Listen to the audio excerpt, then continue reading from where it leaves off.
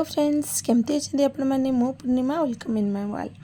तो मुझे आज आलू टिक्की रेसिपी करके से भी स्ट्रीट स्टाइल चलते स्टार्ट करवा से मुझे गोटे पैन देती देती अल्प तेल आपन जो कौन तेल दे पारे तापर अल्प देती पान मधुरी अध चामच हे पखापाखि कहीं आम जो आलू टिक्की चाट करछे गोटे खट्टा मिठा चटनी दरकार आम से चटनी आगे बनवा ठंडा होगापू आम व्यवहार करवा से आगे बनाऊँगी। तापर जिते पान मधुरी टे फुटी जाइए देती अधा चामच हेंगु आपंकर हेंगु टे स्ट्रंग थो जदि तार क्वांटिटी कम करेंगे। तापर देखो मुझे गोटे छोट गिनारे तेंतुली चकटी तार रसटा नहीं एटा खूब सहजरे तेंतुलीटा को आप अल्प टाइम पानी भिजे चकटी तार रस बाहर कर मुझे रस बाहर कर रखी तो रस देदेला से धोईकी जो बाकी लगी गिनारे ताको धोईकी किसी पानी दे दीजिए आपन जी तेंतुली मंड ने से सेम क्वांटिटी गुड़ ने कहीं खट्टा मिठा चटनी अल्प खट्टा अल्प मिठा भल लगे ये चटनी को आप बहुत जिनस गुपचुप्रे चाट्रे किसी भी खाईपारे। तो ये चटनी को आप घर बन रखिए 15 दिन पर्यंत फ्रिज्रे रहिबो। तो स्पेशली आर भी गोटे चटनी रेसिपी मु आगुरी बनई खजूरी सांगे तार लिंक मु डिस्क्रिप्शन देदेवी आप जाई चेक करने। तापर मुझे देती किछि मसला देछि लुण लंका गुंड धनिया गुंड आउ जीरा गुंड अधा अधा चामच सब देछि सब देला परे भल भाव में मिसई देछि फुटवाई छाड़ीदबा आउ टिके थिक हाँवाई दबा। एटे मुझे अधा चामच ब्लैक सल्ट लुण आउ कला लुण जो आम देचे ताको बालांस करके दबा ना लुणर परिमाण अधिक हो।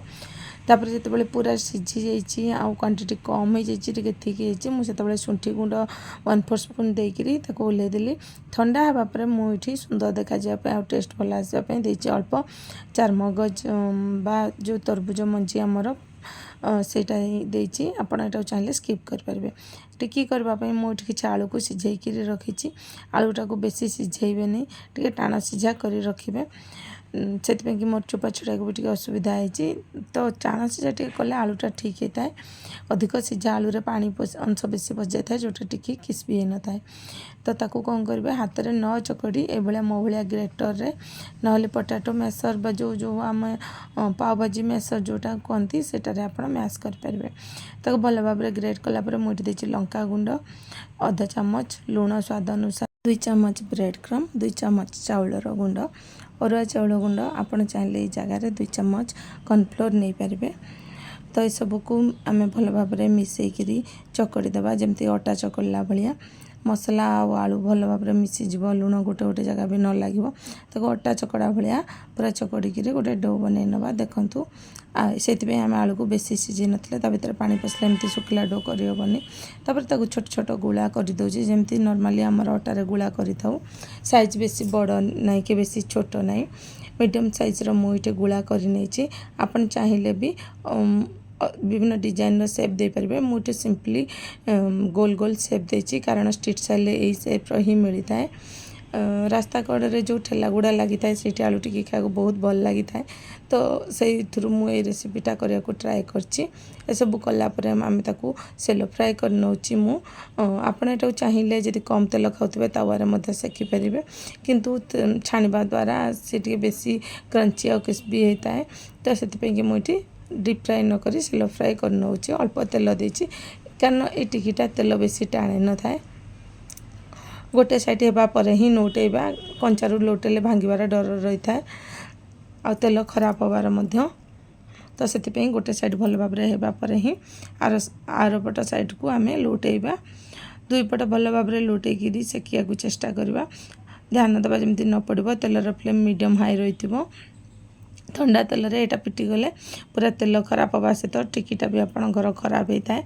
तो से कि मीडियम हाई फ्लेम तेल रे ही एटा को छाणिबे छाणला बेले कलर देखिए आप जापर यहाँ के क्रंची होती जो गोल्डन ब्राउन कलर हो से आम तेल रू काढ़ी नवा किंतु आम किसी समय अनुसार ताकू लौटाऊा जद्वारा आमर टिक्कीटा ठीक भाव में होना ना आम जापर ना गोटे साइड कम आ गोटे साइड बेसी सीझीज। बर्तमान आम टिक्कीर परफेक्ट कलर हो गला तो आम ताकू कौन करवा तेल रू काढ़ी नवा देखो केते सुंदर कलर होती तेलरू काढ़ी नहीं आम एमती भी डायरेक्ट आपड़ खाईपर। तो आउ गोटे आर टेस्ट पूरा 3 गुण 4 गुण केते गुण कहीपरि बढ़ी जाए एमती स्टाइल कर खाइले मत तो बहुत भल लगी था। मुझे ये स्टाइल तुमको कर शिखई तुम मान को तुम्हें खाई कह केमती लगे। ये मुझे किसी दही तादे यहाँ मीठा दही कर अधा चामच चीनी अल्प बहुत कम लुण देकर दहीटा को मिसई देती। जो टिकी गुड़ा छाणी रखी से गोटे प्लेट्रे सजे देवापर आम जो मीठा दहीटा बनई से दहीटा को ताऊपर दे दूँगी। यहाँ मो स्टाइल मुझे सजाई आपण जमी स्टाइल जमी भाव में खाइबार इच्छा आपड़ सेमती भी खाईपर। डायरेक्ट टिकीटा को दही डिप करके खाईपर बहुत भल लगी था। तो दही देवापर आम जो मीठा चटणीटा कर रखी खटा मीठा चटणीटा से अल्प अल्प मुझे बेसी दौनी ना टिकीटा बतुरी जीव आ बेसी खटा कि बेसी मीठा लगे भल लगे टिकीर निज टेस्ट रही। तापर देती मुझे किसी लंका गुंड सबरे टिके लंका गुंड दे देती। तापर देती किसी कटा पियाज कारण चाट्रे बेसिकली खटा मीठा क्रंची ता सहित पियाजर क्रंच तापर छणा होइतबार क्रंच सब टेस्ट थाए। तो से मुझे कटा गाजर कटा धनिया पत्र आउ कि सेव भुजिया उपर दे देती आउ टे क्रंच हाँपाई एमती भाव में मो आलू टिक्की को सजाई। आपन को एमती सजाई खाई पारंती कि अलग प्रकार खाई पारंती। आपण मैंने मो भाई चाटा करके खाई देखु निहाती आपको भल लगे। रही थैंक यू।